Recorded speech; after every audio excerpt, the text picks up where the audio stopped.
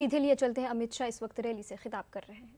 को सुरक्षित करने का काम ये भारतीय जनता पार्टी की नरेंद्र मोदी सरकार ने किया, मगर कई सारी योजनाएं ओडिशा की सरकार, नवीन बाबू की सरकार नीचे तक नहीं पहुंचने देती है। प्रधानमंत्री जी एक योजना लेकर आए, आयुष्मान भव योजना। किसके लिए है ये योजना?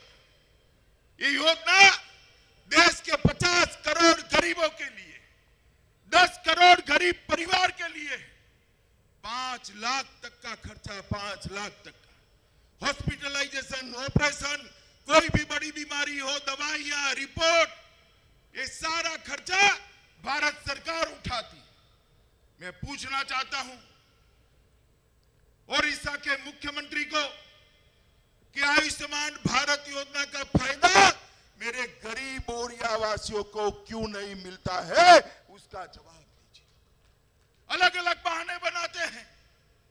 एक ओडिया का युवा सूरत में काम करने गया, बीमार पड़ जाएगा, उसकी वहां दवाई कौन कराएगा?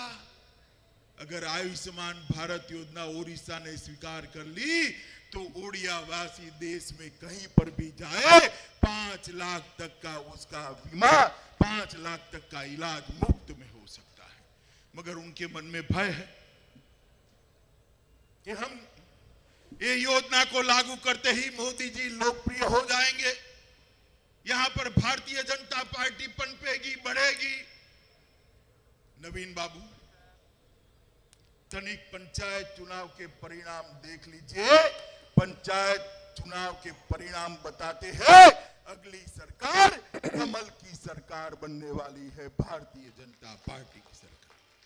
मित्रों, दुनिया में, देश में सबसे ज्यादा खनिज संपत्ति अगर कहीं है तो मेरे प्यारे ओडिशा के अंदर है। ओडिशा तो संपत्तिवान है, मगर ओडिशा वासी संपत्तिवान नहीं है।